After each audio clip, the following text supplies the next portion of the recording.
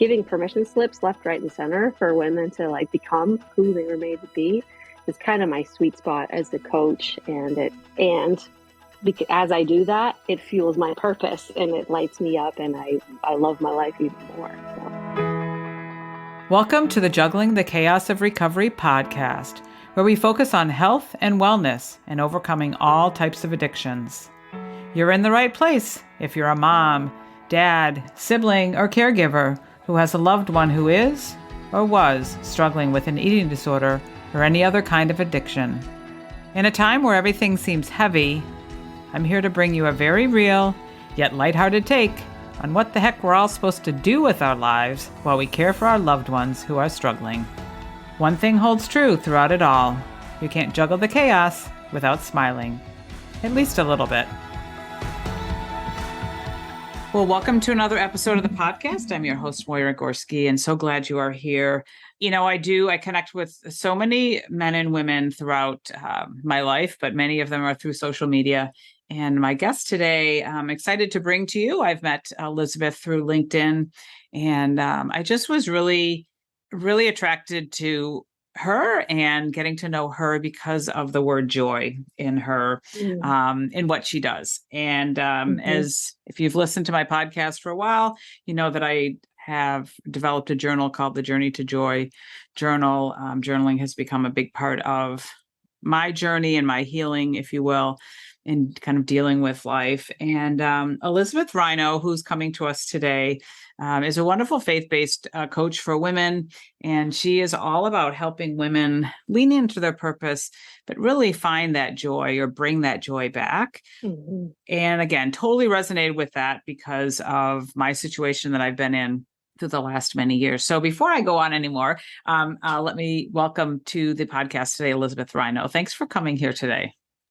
Well, I'm really thankful for the invite, Moyra, and mutual like admiration and attraction. Like when we found each other on LinkedIn, I just felt like we had a real kinship or, a real synergy with our focus. And I love that you had created a journal about joy. And I love that that's been part of your pursuit, especially because it's been part of your pursuit through difficulty. And so that's kind of where my sweet spot is in helping women uncover their joy, is when they are walking through life that's hard and where they feel joyless. And so it's my story. It seems to be a lot of your story. And so I love that you are encouraging people through your podcast and a lot of other things that you do towards that. Mm-hmm. Yeah. Thank you. And thank you for being here. As we spoke beforehand, I just love, as you said to me, I like to help people find joy, and that joy is not dependent on our circumstances. We can kind of start there, in that I just found that so much as I was going through just a period of time, with, for one, just being a mom and having kids that struggle, and then having our daughter who, went through real significant struggles with her eating disorder and being away from home and just lots of that. It felt difficult and almost like not right that like I could perhaps be happy when, our kids, a couple of my kids were not happy. And they say, you're only as strong as your weakest part, if you talk about teamwork and things like that, but it's kind of that same idea that like, how can I really be that happy and joyful and having fun when my kids aren't having fun? And so it's such a struggle. Yeah. So it is a struggle. And I mean, the possibility though is there that if you cultivate your joy, you're setting an example and you're creating the environment where your joy can spill out onto the people in your life that are struggling. And so I'm sure that as you have worked at cultivating joy and building it in yourself, that has probably had a significant influence on your kids, maybe particularly your daughter, as she has struggled through the things that she has. Yeah. I just want the audience to hear that too, that like there can be, and it is that we can be that shining example, if you will, to our children or to an inspiration or empowering to other women in the lives that we choose to lead, and not being so not hiding the fact that there are struggles and there are these certain Yeah. circumstances that we come through. And Mm-hmm. yet also, I think, and maybe we can talk about this in a little bit, is just that boundary setting too, is that not Mm. being, I don't know, not being sucked into the heartache, to the disappointment that they're feeling, the struggles that they're feeling, not being like like Yeah. somebody told me once in a support group, one of the moms whose daughter it was the daughter and mother at the support group and sharing their stories. And so the daughter shared her story of recovery and the mother shared her story from her Mm. side of things. And she said one of the things Sure. that was so important was for her to get off of the roller coaster. And Mm. I've shared that with others at times, and they're like, well, no, but that means I'm like not really helping. I'm like, no, it doesn't mean that you're not helping and supporting your Mm. child or your loved Yeah. one or your husband, whoever it is. It's just that you're getting out of their car, if you will. You're Yeah. right Right. next to them and supporting them, but you're Mm-hmm. setting that boundary to say, listen, this is your this is your ride. I'm here to support you, but Yeah. really it's the choices that you're making. And I've got to Right. be over here taking care of myself here.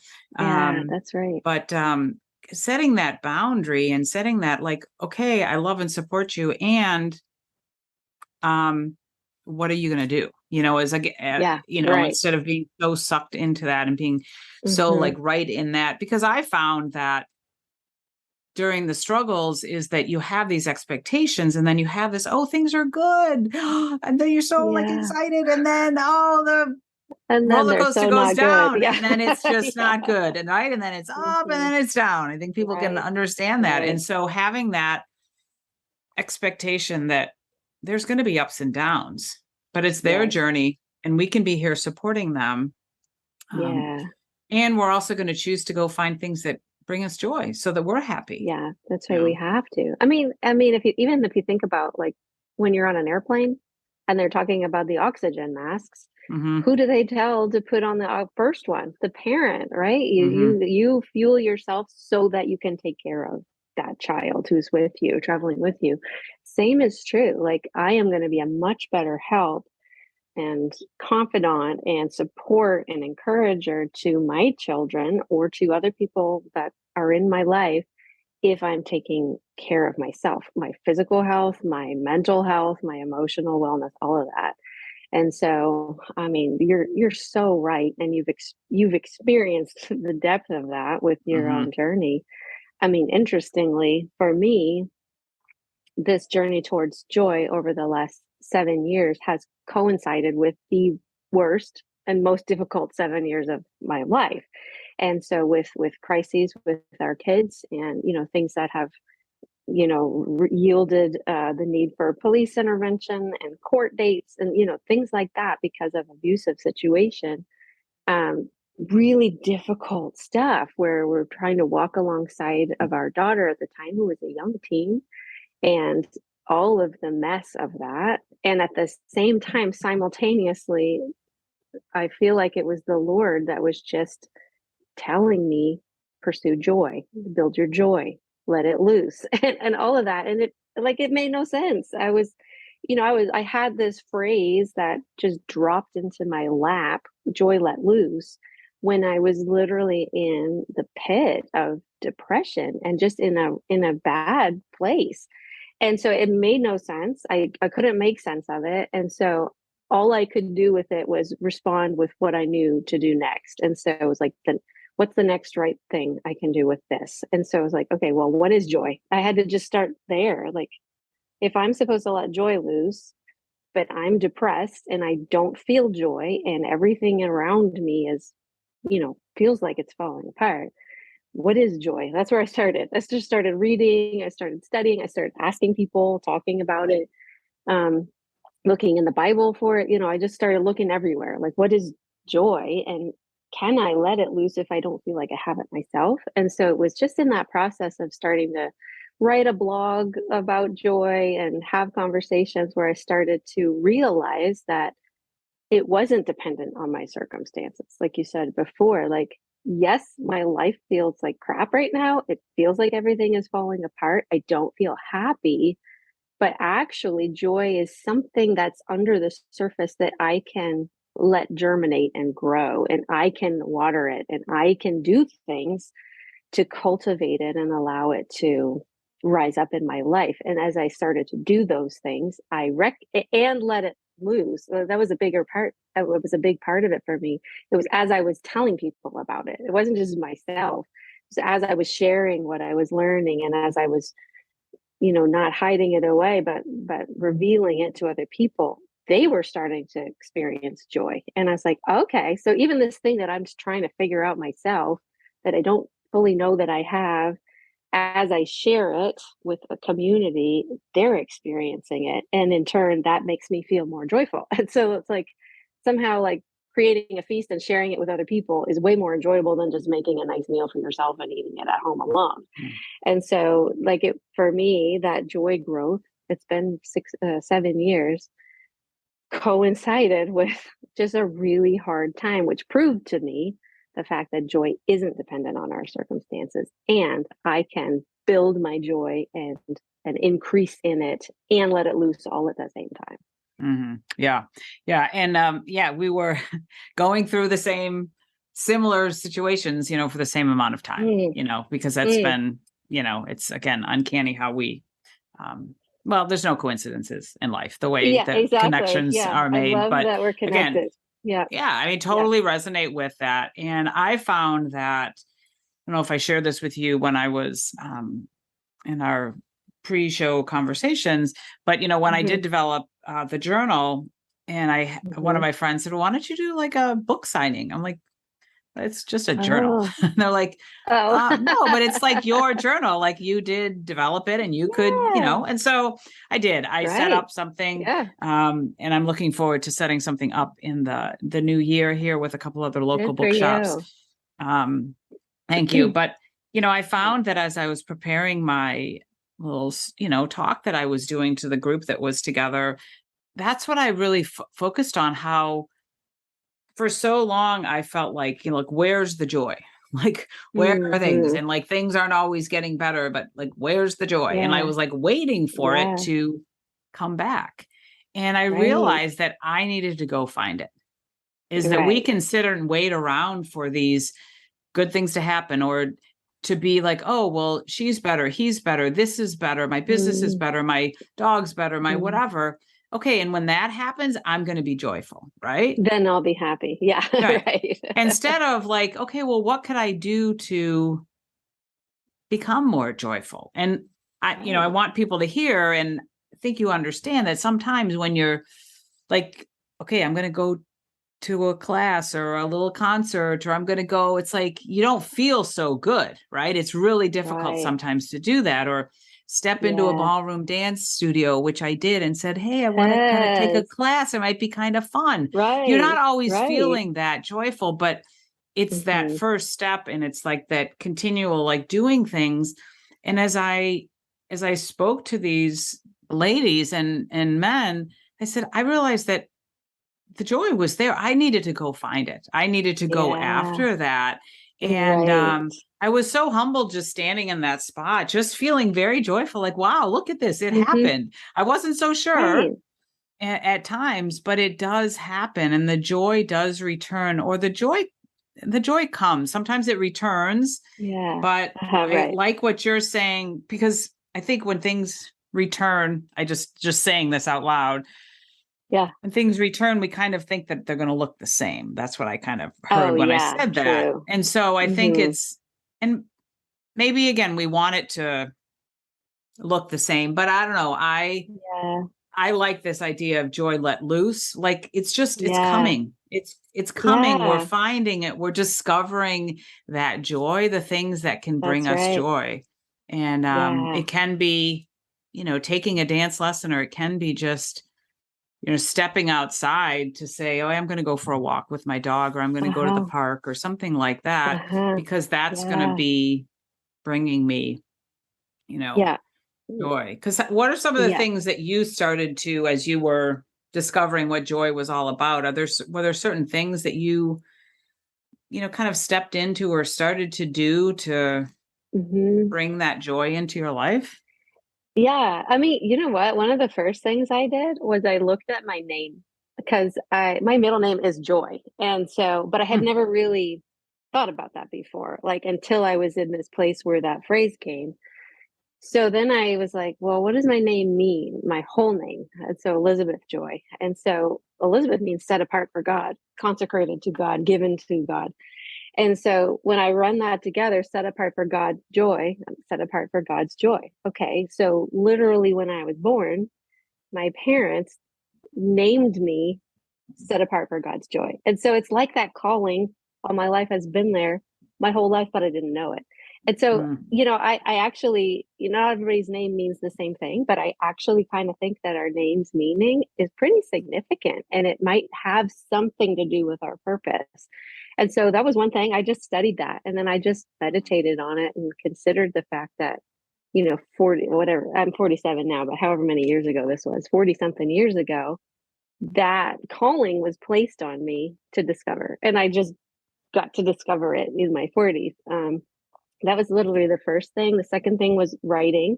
I do like to write. And so I find it therapeutic. I find that I think better, pen to paper or even with a keyboard, like stuff comes out of me that I haven't thought about before until I actually write it. My husband is a verbal processor, so stuff comes out of his mouth before he knows it, and then he knows it. And mine is the same with writing, so that's just a thing I started to do. But also like just practicing mindfulness, like being outdoors and in nature and quieting myself like away from my phone, away from distraction, anything that could distract me and just being still, like literally being still and listening to the trees, listening to the birds, that kind of stuff wasn't really something I had done before. I mean, I liked being outside, but I didn't do it on purpose. And so I started intentionally just being mindful to be quiet and to listen.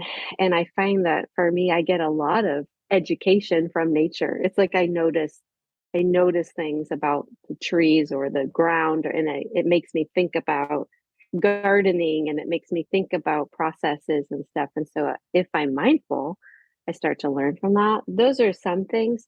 Beyond that, it caused me to start to just really do a lot of self discovery about who is Elizabeth, who am I, and how can I know who I am.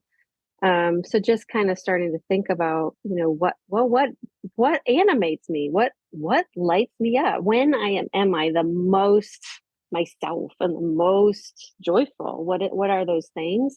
And starting to kind of unlock those, and then also what am I good at? Because everybody has skills and just things they are uniquely gifted to do and start to put those together. How can I take my skills, the things I'm just like, everybody knows I'm good at this. And so when they need this, they come to me. How do I start to put that together with the things I love and just start to create opportunity for me to walk in delight and to walk in joy? And so the more I've done that, the more easy it is to get up in the morning. I know what I'm getting up for, and I can't wait to get up and do that thing. And so it has created rhythms for me that I like, that I just literally enjoy doing these things.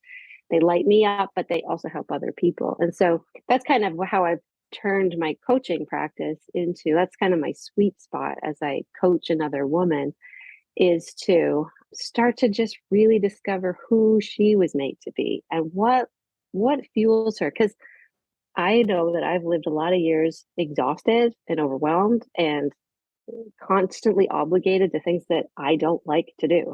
So it's my fault because I say yes to them. And so helping other women to also learn, A, it's okay to say no to stuff, and B, it's okay to create opportunities for yourself to operate in your gifts and in the places that light you up and that kind of stuff. I don't want women to be overwhelmed. I don't want them to be drowning in things that suck the life out of them. But so many of the women that I've encountered literally feel like they've had their life sucked out of them. And it's not that everything they're doing is bad. It's just that they're doing all kinds of things that don't fuel their joy. And so there's a lot of relearning. There's a lot of unlearning how to be a people pleaser. You know what I mean? There's a lot of relearning who I am apart from being a mother, even like, because it's so easy to get so lost in diapers and chauffeuring and, all the important stuff of motherhood, but then forget really who were you before you were a mom, and how are you made to impact the world apart from just being a mom. And so giving permission slips left, right, and center for women to like become who they were made to be is kind of my sweet spot as a coach. And because as I do that, it fuels my purpose and it lights me Mhm. up, and I love my life even more. So Yeah. Yeah, I love that. I think to start dreaming or start thinking, people will call it, yeah. because I interview so many different people, they'd call it inner child Hmm. work or meditation or Right. prayer study or whatever you want to Yeah. call it. But I Yeah. like what you said is like, because when I speak with others, it's like when you were a little kid, what did you love to do? You know? Exactly. Yeah. And people will be like, well, what does that matter that I like to blow bubbles or I love to do chalk on the, Oh, whatever. yeah. Or but Yeah. it's not that. It's like it's that letting loose. It's like being a kid again, or finding things that Yeah. sometimes it is that reflection back to like, what did you like to do? Or Right. I always like to go Yeah. to the park or the forest or whatever. I just think there's so much healing in nature and getting Mhm. outside. I speak about that Mhm. so much here. It's like getting Mhm. outside and getting quiet. I like what you said, getting quiet and Yeah. taking that time to be mindful. Yeah. And again, you can call it whatever you want. You can call it meditation or Yeah. prayer Right. or Right. quiet time or whatever. But having Yeah. that and really thinking, right? Like, okay, imagine what it would Yes. be like what would really make you happy? Like Right. outside of like if time and money and stresses Right. weren't an issue, what would Right. you what would you love to do to make you happy, you know? And then Exactly. people are Yeah. like, well, And no, no, no, no. And especially the moms, they're like, well, no, but I have to take care of Johnny and I have to do this and couldn't do that. It's yeah. like, but what if you Mm, could? yeah. Yeah. Right? What if all of it is possible? Yeah, Hmm. exactly. Hmm. I Yeah. think too, like a lot of it is shifting our, like, we all have internal narratives. We all have thoughts that we think on almost on autopilot that influence how we behave. And some of those came from external voices as we were growing up, and some of those external voices weren't helping us, but they taught us to how we think. And so I think I've discovered that myself and a lot of people I've met, they've almost been prevented from dreaming. It's like you're such a dreamer. Like if anybody ever said that to you, it was negative, and it taught you that dreaming is bad, and that using your imagination to have a beautiful vision for your life is wrong, because really you're just supposed to work hard and then you die. So I think a lot of women are kind of stuck in that, like not even knowing that it's okay to have a dream. And so there is mindset and thought work to do to shift the narrative and to allow the thoughts to be okay. Like, is it okay if I dream about the lake house I want to own one day? Is that okay? Would it be okay for me to dream that? And just continually giving permission and continually undoing those thoughts or those words that were spoken to us that want to keep us small, and want to like keep us from the Hmm. impact that we're supposed to have on the world. It Hmm. is work, It's a but lot of it's work. Yeah. really fruitful work, really fruitful, valuable work. Brought to you by Gorski Wellness and the possibility of a better you. Are you feeling sluggish? Ready for a change? Need more energy? Up for a bigger challenge? I'm Moyra Gorski, retired nurse and wellness advocate. For over 22 years, I've been helping people live healthier lives while making small changes each and every day. Those small changes lead my clients to living a healthier lifestyle with markedly better health. As a brand ambassador for the Shaklee Corporation, the most clinically proven wellness company in the world, I guide my clients to make healthier choices each day with their food, supplements, skincare, workouts, and mindset. They say getting started is half the battle. Let's make healthy happen together. If you're ready for simple, natural, sustainable solutions to feeling and looking your best, let's connect. You'll find a link in the show notes or reach out to me at moyragorski.com. Here's to a better you.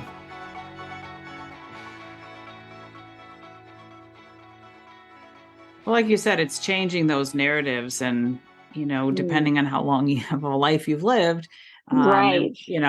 I mean, you've had years of that narrative or that your parents said, or I've said on this podcast, my grandmother, God rest her soul, she used to always say that, oh, Moyra, she's the one that has a little trouble with things. I'm like, what does that even mean? Oh, Like, and right. I But think you it was probably because, internalized it. yeah, Yeah. I believe I did. And, I was the third Mm-hmm. child, third daughter. Mm-hmm. And what I've learned through my life is that I am different than my siblings when my two older sisters and my younger brother. And that's Mm-hmm. okay. For so long, Right. I believe I took it to believe that there was something wrong with that. I was Something wrong different with you. and it was Yeah. negative, but it And was, different is bad. Yeah. and different is bad. And I think that she Mm-hmm. saw that and Mm-hmm.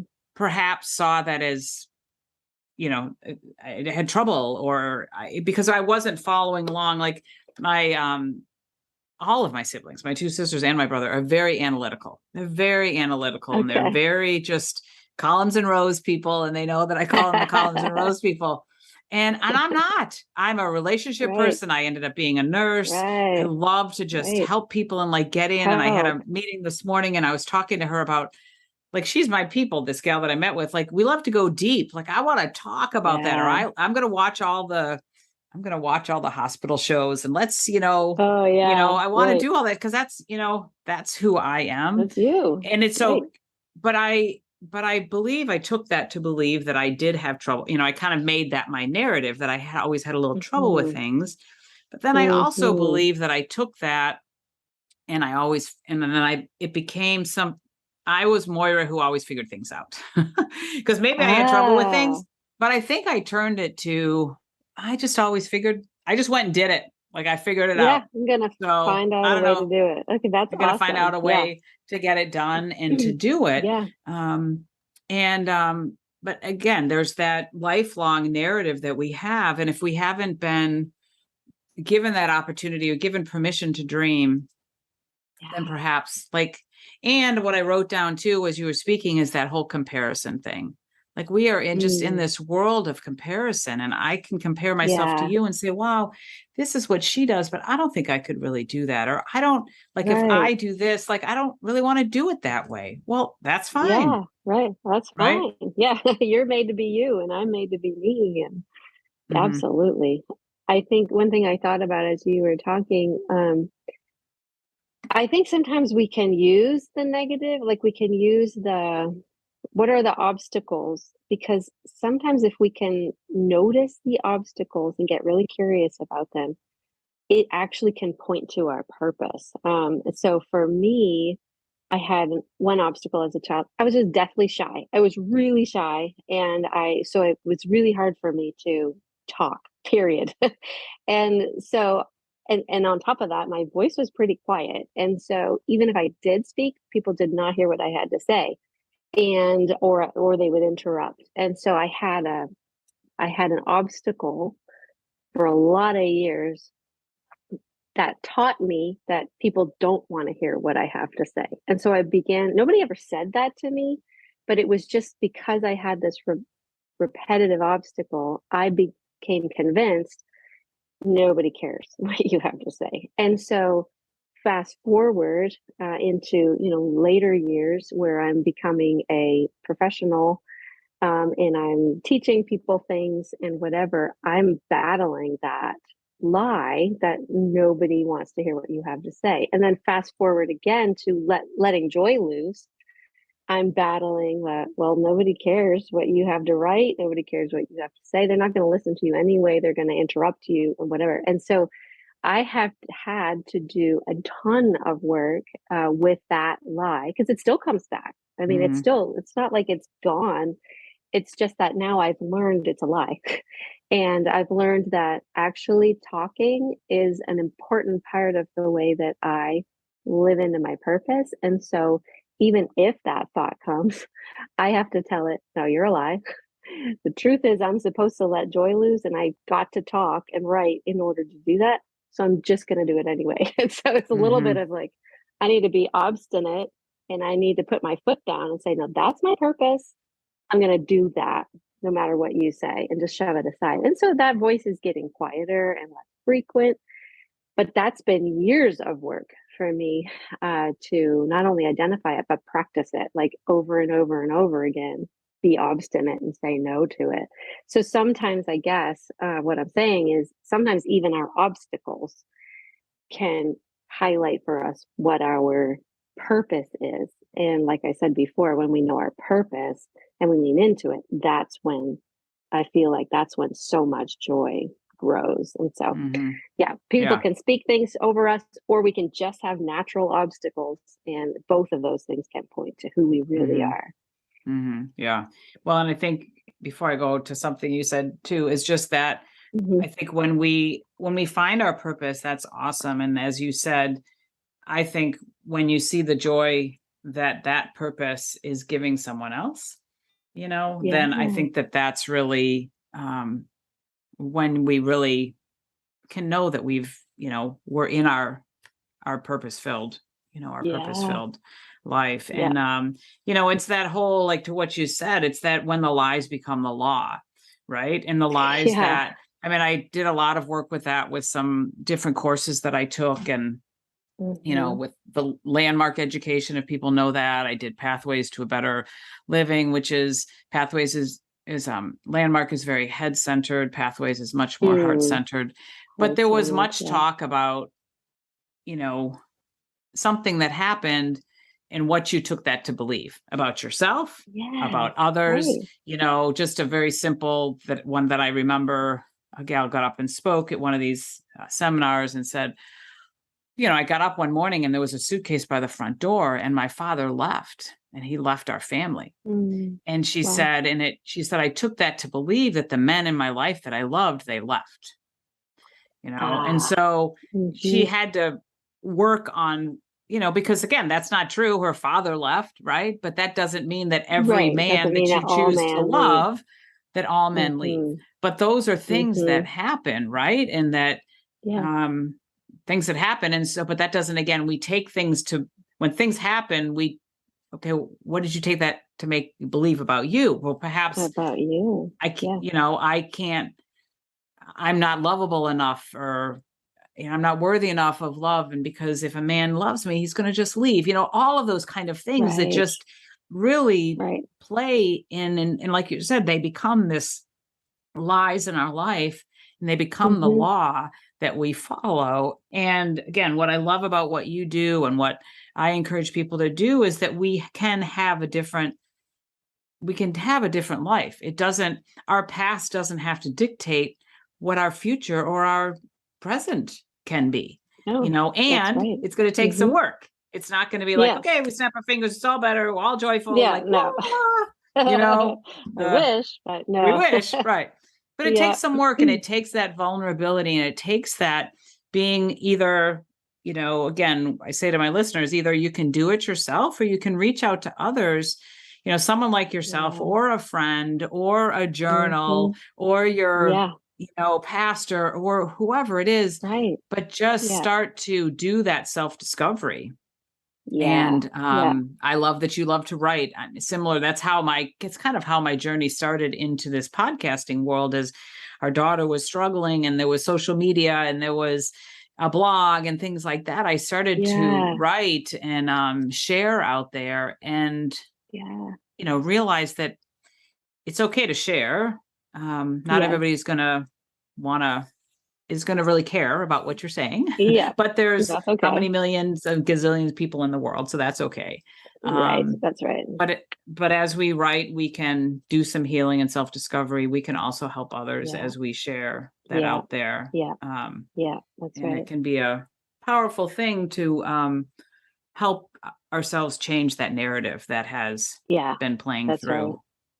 Yeah, because I think that when we have those kinds of thoughts, those kinds of obstacles, and we like, so your friend who had the suitcase by the door, immediately she thought, oh, men leave. That's what men do. And so it's like when you have that kind of a thought, immediately you start to look for evidence to prove that it's true. And so she's searching for proof that men always leave. And so when she sees proof, because she sees maybe somebody else's husband left, then it confirms it for her, and it digs her deeper into that as a reality. And so we have to create new thoughts. We have to, and we need help with that. Like, we're not going to be good at that all by ourselves. We are going to need an external source, like you said, somebody else, or like a journal or something else that's got a, they're a bit removed from our situation, so their perspective is different, to kind of help us create a new thought. Well, men don't always, that my father left, that's true, but not all men leave. And then to start looking for the evidence to prove to ourselves that actually men don't always leave. There are faithful, steadfast, constant men who stay and love and care and all of that. But we need help. I think we're made for community. I believe that we function best when we're humble enough and vulnerable enough to open ourselves up to other people.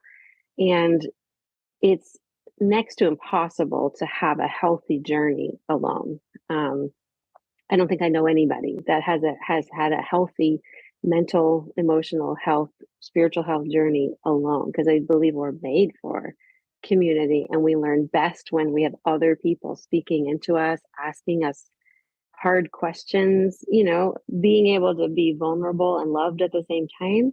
Really, really important. And so all of what you said, I highly resonate with. Yeah. I mean, these are the conversations I love to have, and I always have to watch the Yeah. clock because I could talk Yeah, on and on sure. about this, but it's, Right. I love to say, like, we can hold space for each other. We can hold space for Yeah. each other to support them, to support our friends, and to those that are being, Mhm. are letting themselves be vulnerable and stuff like that. And we can hold space Yeah. for somebody to have a better life and a more joyful life. I don't know. Yeah. Somebody said that to me once when I was leaving a seminar and I was going to visit my daughter, and because it was her birthday and she was in a treatment center, and he just said Yeah. it, and it just really, I mean, people have said that to me before, but it just really struck me.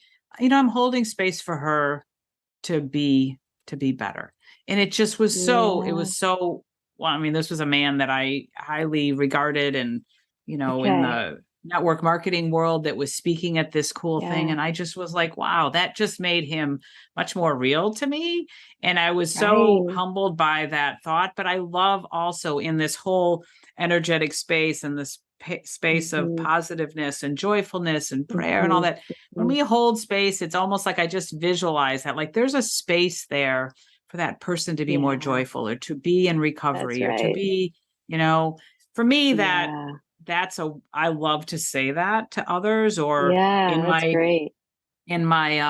ballroom dance world. My first instructor, I felt so empowered by him and so motivated and just uplifted. And I said, I think he really holds space for me. I didn't believe that Right. I could be that great of a dancer, and some days I still Yeah, don't, okay. but I Okay. felt like he held But he space did. for me to be, but Yeah. he did. He held space Yeah. for me to be awesome. And I Mhm. think that that's Yeah. also what you can provide, and for other, Right. women, Yeah. is that you can hold space for them there is a place here that you can Yeah. get to that's filled with joy, That's right? right. Yeah, You that's know? right. I can believe enough for both of us for you right now while you're not Mm. believing it yet. Right, right. And I think that's the Yeah. importance of that. Like you said, that to be in community, or to not do this alone, that there are others that Yeah. can believe in you, or believe in this That's idea of right. being, leaning into your purpose and finding a life full of joy. If you don't believe Right. that so much now, that person, that support person, those friends can really hold that space, for Yeah. you, until you Yeah. really You're can super get there yourself. exactly. Your ballroom dancing is so inspiring to me. Yeah. I think Yeah. that's awesome. Yeah. Yeah. Well, and I tell Yeah. people like it has been, again, it's become something that I never imagined. And I say, Right. you don't you don't all have to do that, but just find something that I am always Something. up for a Yeah. bigger adventure. And that was That's it great. has become for me this bigger challenge. And I was like, Yeah. you know what? It's not always about the dancing. It's really what I'm discovering along the Yeah. way, Along the you know? way. I love Yeah. that. That's fantastic. Yeah. Yeah. So, So cool. well, Elizabeth, let our listeners know how they can find you Yeah. um, and if they want to connect with you and Sure. before we Yeah. wrap, before they wrap this Yeah. up. Well, my website is my name, elizabethrhino.com. And so they can go there and they can learn a little bit about the coaching that I do. I do have a signature coaching program that is geared to help a woman uncover her purpose, and it's a hybrid. It's online course, but it's got one-on-one facet to it as well. So we meet or we meet virtually, face to face. So they can go there, elizabethrhino.com. They can also find me. I just made a new Instagram account like last week, Mm, Elizabeth Rhino Life Coach. And it's because I've always had my own personal one, but I wanted to also have an offshoot that was very focused on coaching tips. And so that's new. It's just starting to grow. So Elizabeth Rhino Life Coach. Those would probably be the two best places to start to find me, and they can message me through my website by filling out a contact form, or they can literally send me a direct message on Instagram. I love talking one-on-one behind the scenes with people and just getting connected and finding out where you're at in life. And I feel like we always learn from each other, and so the more connections I mhm, can make, the better. absolutely.